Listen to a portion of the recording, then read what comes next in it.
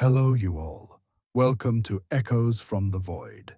Tonight's story comes from a place where time itself prays, and sometimes it listens back. Banaras, the oldest living city on earth. Here, the river carries not only ashes, but secrets. When a foreigner mocked what he did not understand, something ancient heard him and answered. Robert came seeking peace. Instead, he found a ritual never meant for outsiders, and a presence that refused to let him leave. Close your eyes and listen to the bells of Banaras. The story begins now.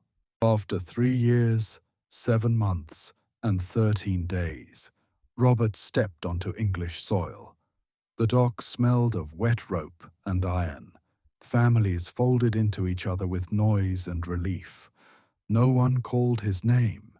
He stood until the wind thinned the ship's smoke, and the boards under his shoes stopped feeling like water. He walked past warehouses ticking in the rain. He told himself not to think of Banaras. The promise failed, as always. The breath of wood smoke, the coppery dawn on the river, the word that had struck him open, Bantanam, moved through him like a draught that knew the house better than he did. At his street, the houses leaned into the weather. His windows glowed with a patient light that used to be his. He watched a man's shadow cross the curtains. Rain slid down his collar. He lifted the latch and knocked once. The door opened. His wife kept her hand on the knob as if it steadied the world. She looked at his face and then past him, checking whether the hallway behind her still obeyed its lines. The children stood half a pace back, taller, careful. "Robert," she said, as if the name might not work. "I'm home," he answered, and heard the apology already inside the words. "You were gone 3 years," she whispered. "We buried you." A man stepped into the hall light, quiet, already belonging. The ring on her hand caught the bulb's reflection. Robert felt his chest lift and then settle. "I should not have come," he said. "Please go," she replied. "Don't wake what we've managed to forget." He stepped away before the door finished closing. The sound of the latch was soft and exact. He walked until the street ended and the river of traffic began. He rented a room above a tailor's shop near the rails. The wallpaper curled at the seams.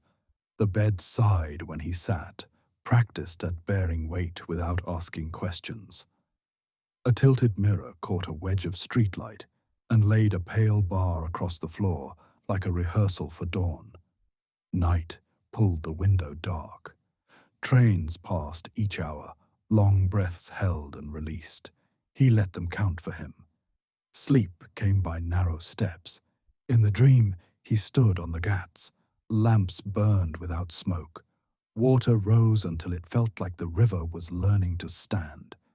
Bells moved somewhere out of sight and turned the air into a throat. He knew something was behind him and did not turn. A cool whisper crossed the back of his neck. "Robert." He opened his mouth, and no breath entered. The river lifted its skin and made a face, almost human, wrong at the edges. The reflection showed a woman who was not in the water anymore. He woke with his heart miscounting.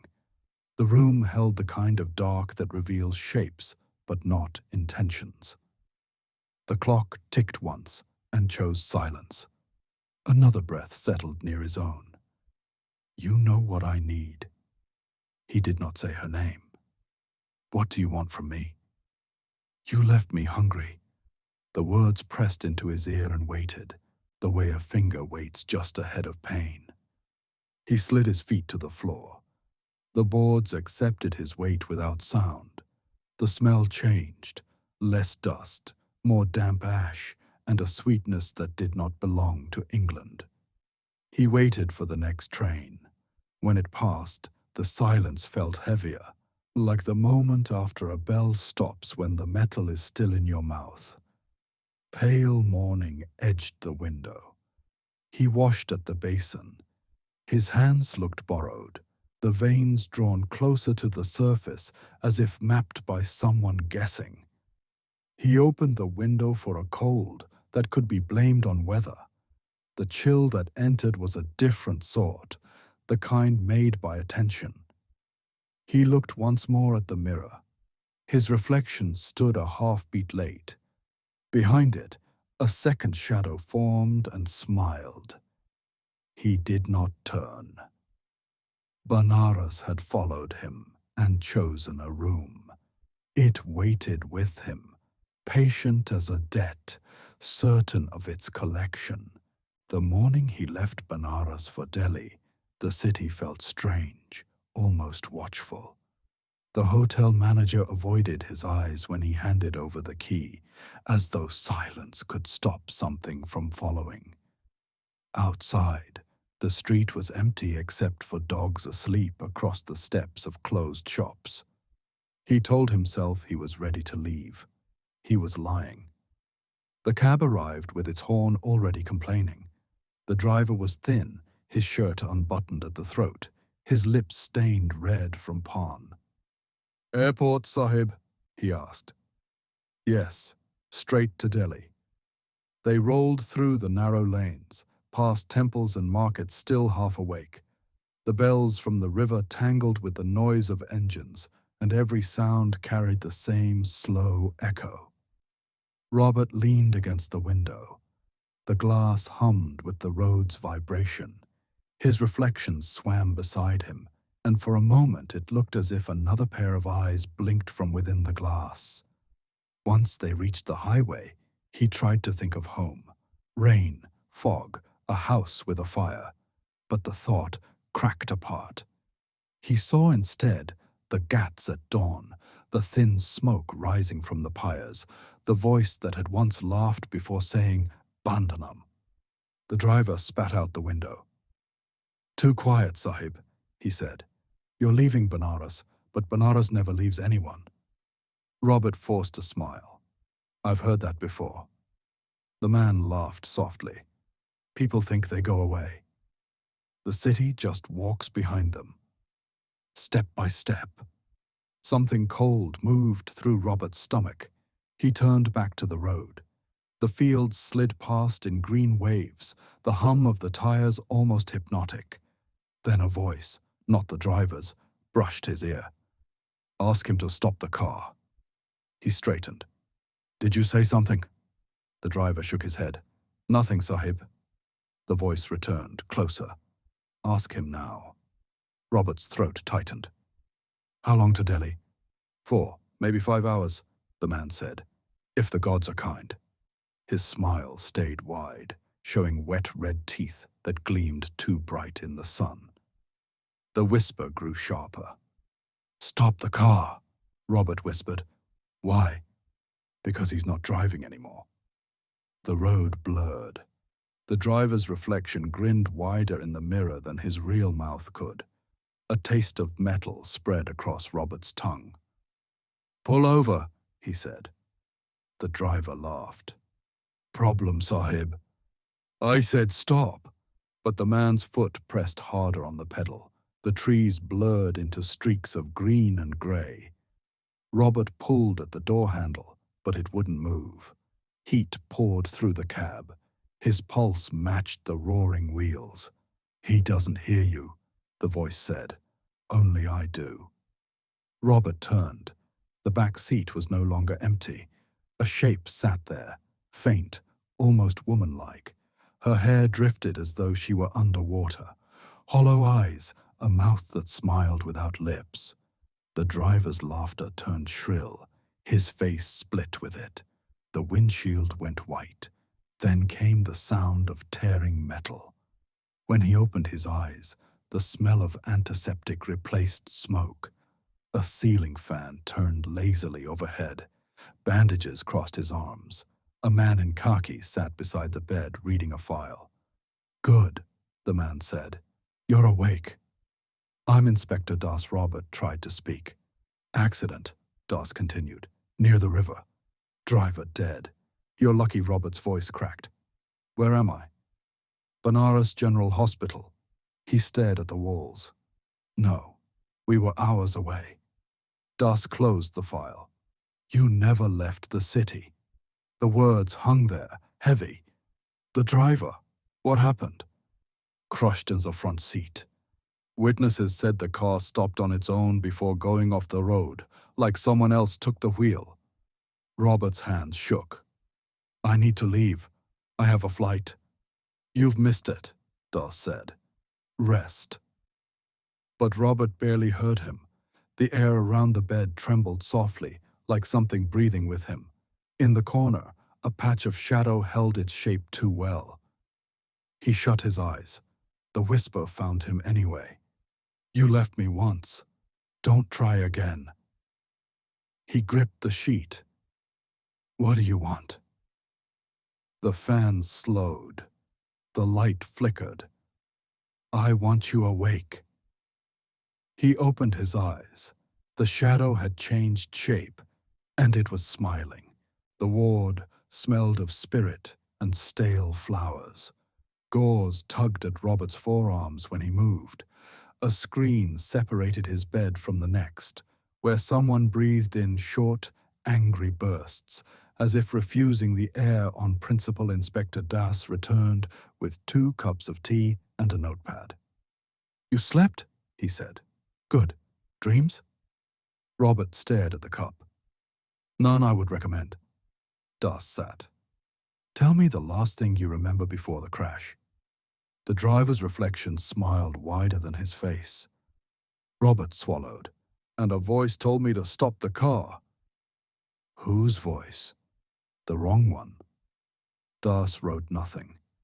He watched the little green line of the heart monitor rise and fall, then rose and tapped the screen with a knuckle. If it beeps too fast, press the red button. A nurse will appear even if she wasn't there a second before. Robert managed a weak smile. Is that a joke? No. Das looked toward the high windows, where dust floated in the light like patient insects. This city answers quickly, sometimes to the right name, sometimes to the wrong one. A nurse parted the curtain. She was young, hair pulled tight, name tag tilted. Pain? She asked. Only when I breathe, Robert said. Then breathe carefully, she replied, and adjusted the drip with practiced fingers. As she left, her shadow lagged a step behind her, then hurried to catch up. When the room was quiet again, Robert tried to sit. The bandages protested but held. The monitors clicked into a rhythm that wasn't his. A fan overhead rocked on a bent rod and made a tired circle of air. He looked toward the far corner. A square of shade sat there, too dark for the hour. He told himself not to look again. Why am I still in Banaras? He asked. Speaking to the ceiling, Das answered from the doorway. Because you never left. You're certain? I am a policeman, Das said gently. Certainty is my worst habit. Robert tried to laugh and found he couldn't. I need to discharge today. Paperwork is already moving, Das said. Faster than it should, slower than you want. From the next bed, the angry breather coughed and went still. The monitor picked up a sudden speed, then steadied on its own. No one came. Robert swung his legs over the side. The floor waited like water pretending to be stone. He stood slowly, one hand on the bedrail, and the room grew narrower, as if the walls wished to keep him easy to reach. You'll sign and go, Das said, but listen to me. Walk straight out, no sudden turns, no looking over your shoulder. If you must pray, do it with your mouth closed. I don't pray. In this city, Das said, you do. He handed Robert a folded form, names, dates, signatures that looked like other people's hands. The paper smelled faintly of smoke. A wheelchair appeared from nowhere in particular.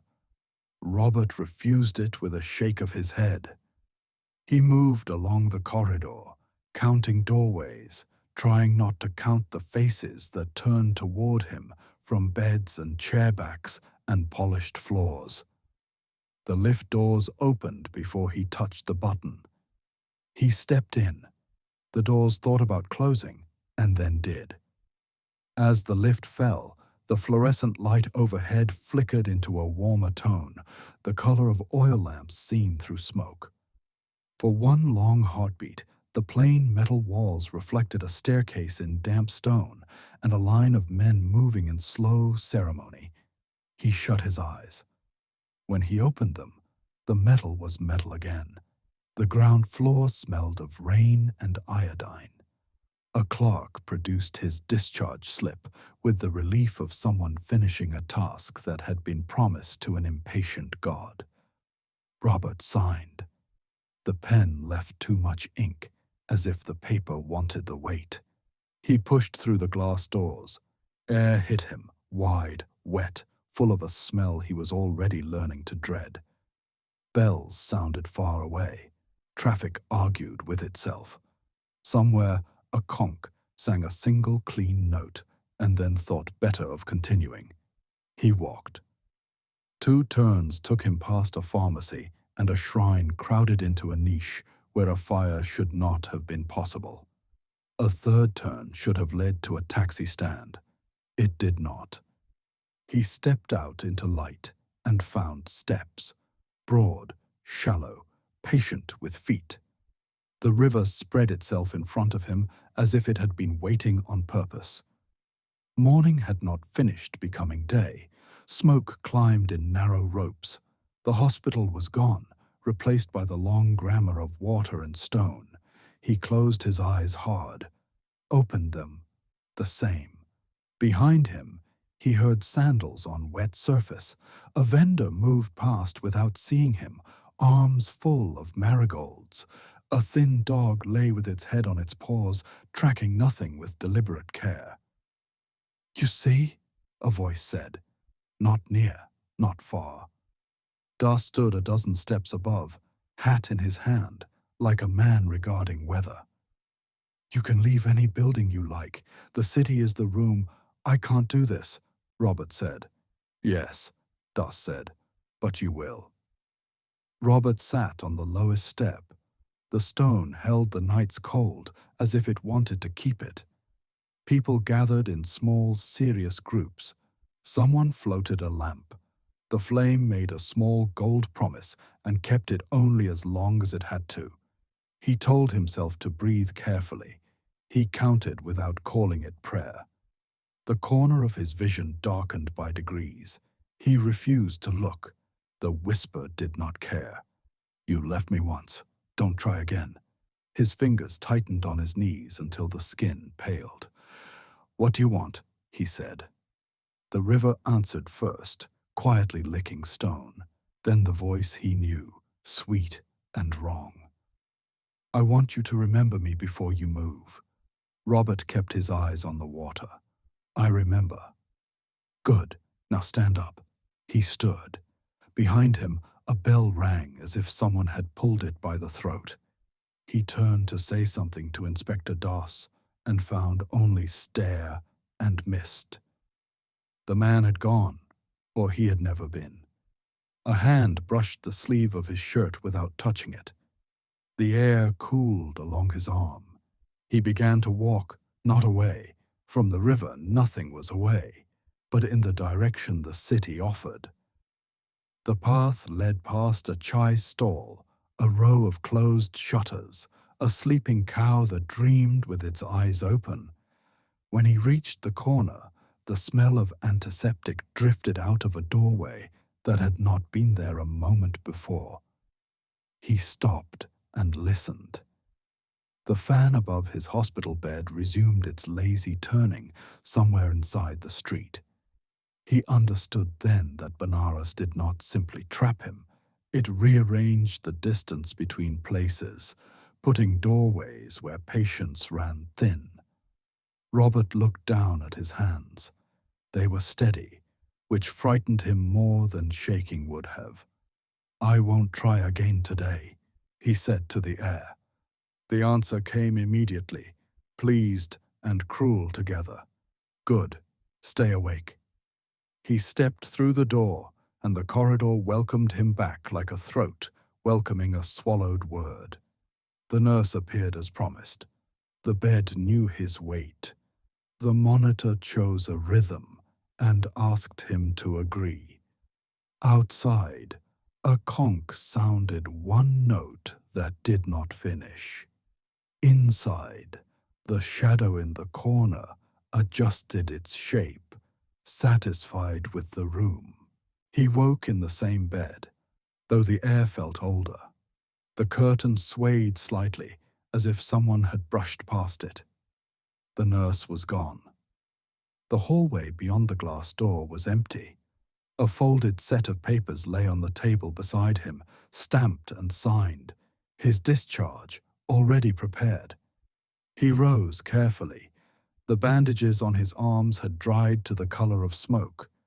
The drip was gone, though he didn't remember anyone removing it.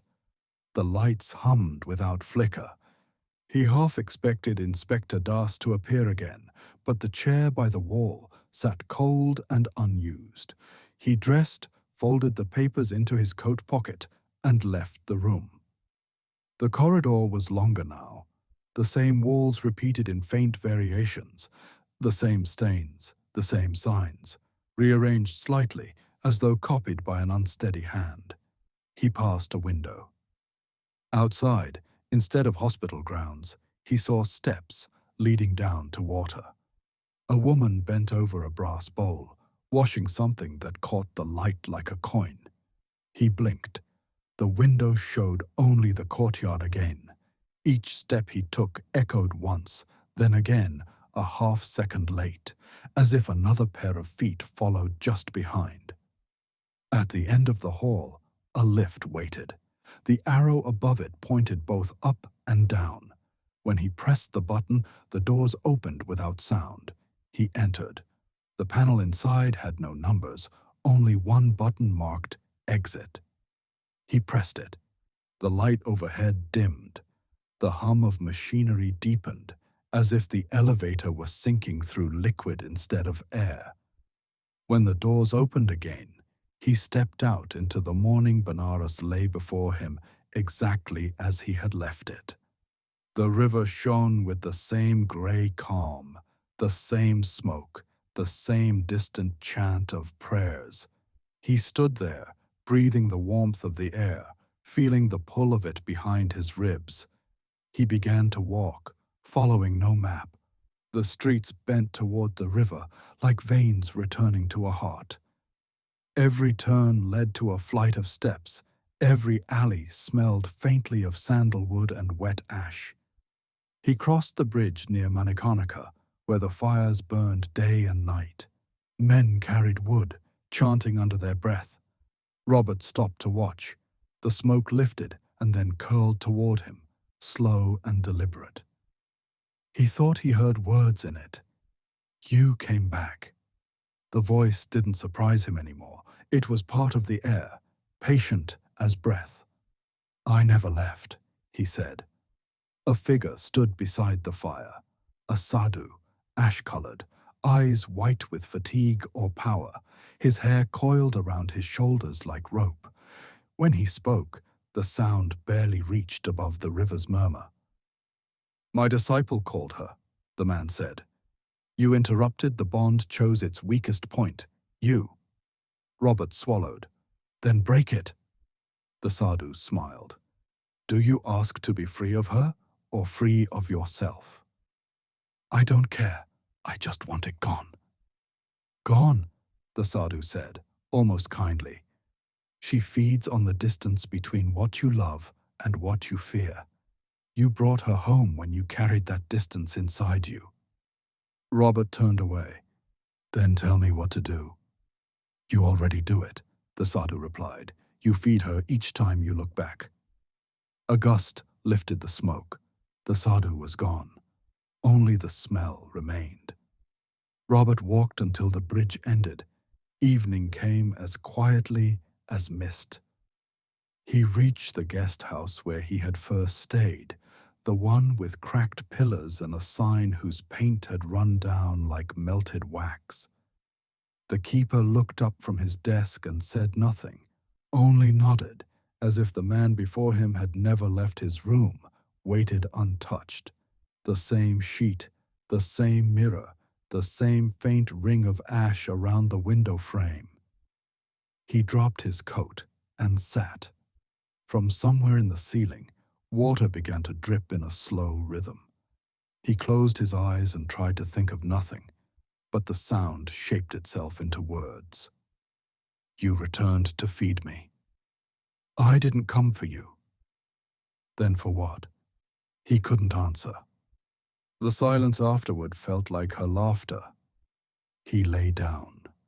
The bed moved slightly under him, as though adjusting for the weight of two. The smell of the river entered through the window, though it was shut tight. His heartbeat fell into the rhythm of the dripping water until they matched. When he opened his eyes again, the room had grown darker, though the lamp still burned. The shadows stretched toward him across the floor, thin and trembling like fingers reaching for warmth. He didn't move. The air beside him pulsed once, and something unseen brushed his arm. He whispered, "If I must feed you, then take what you want, leave the rest." The reply came as a whisper of breath against his neck. It isn't hunger, it's memory. The shadows withdrew. The room fell still. Outside, the river continued to burn. Robert lay staring at the ceiling, the words turning inside him like a blade. He understood then that there was no leaving Banaras, not because it held him, but because it lived through him now, breathing with his every thought. He closed his eyes. The last sound he heard was the faint splash of water meeting fire, and beneath it, her voice again, softer, closer, promising what neither of them could name. The night pressed close, heavy as breath behind glass. Robert woke to a smell like burnt jasmine and iron. The lamp beside him flickered, though the air was still. Every flame in Banaras seemed to lean toward his window that hour. He rose slowly. The floor trembled as if something vast moved under stone. A whisper followed him from the dark corner. You promised to feed me. His voice shook. What do you want? What I was denied. Warmth, breath, the red that moves beneath skin. He stepped back. The mirror over the basin clouded, and from within it, a face formed. His wife's at first, gentle, familiar. Then the skin shimmered like heat, stretching into the smooth gray grin of the Pisachini. Her eyes held neither white nor black, only the reflection of the lamp's flame twisting endlessly. Stop wearing her face, he whispered. The grin widened. You gave me her name when you dreamed of her. You kept the door open. He pressed his hands against the wall, trembling. Guruji said this would end with me. He told truth. You are the altar, and I the offering that refuses to die. The air cooled sharply. Shadows folded into themselves. From the doorway came the faint clink of Rudraksha beads. Guruji entered, his robes smelling of smoke and rain. Do not beg, Robert. The bound must meet what binds it. She's stronger every night, Robert said. She feeds when I sleep. Guruji nodded. She feeds when you remember. You mocked the call that birthed her. Now she drinks through your regret. The Pisachini's laughter filled the room, thin and bright. The lamp stretched tall, burning blue at its core. She drifted from the mirror, half smoke, half flesh, her hair floating as though underwater.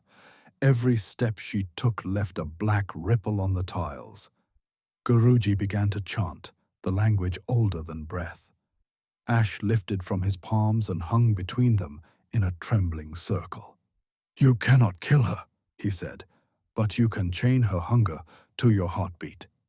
If it stops, she starves. If you endure, she waits." Robert's throat tightened. "How?" "Blood remembers what the mouth forgets," Guruji said. "Give a drop. Let her taste the line between you." Robert hesitated. The Pisachini tilted her head, her voice sweet as river water. "One taste, and we end our division." He bit the inside of his wrist. A thin scarlet thread slid down his palm.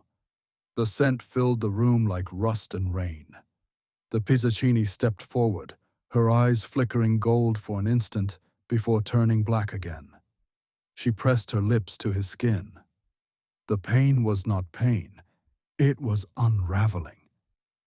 His pulse faltered, the light in the lamp wavered, and in that moment he felt her inside him, every cry of the river, every breath taken in fear, every prayer broken in half. She was vast, ancient, hungry beyond language. Guruji's chant rose like a wall around them. The ash circle brightened. "Bind what you summoned," he commanded. "Let her dwell in your breath, not in your shadow." The Pisachini hissed, pulling back. Her form flickered. Woman, smoke, beast, child, all at once. "He is mine," she cried. Guruji's eyes flared white. "He is the path, not the meal." The flame collapsed inward, the mirror cracked. Every sound in the room folded into silence. When Robert opened his eyes, Guruji stood before him, exhausted, the ash circle dimming to grey. "It is done," the old man said. "She will not devour you now, but she will feed through you, on those who cross your shadow, on those who hear your story. You are her keeper until the next circle is drawn." Robert knelt, breathing hard. And then Guruji looked toward the window, where dawn was beginning to color the river.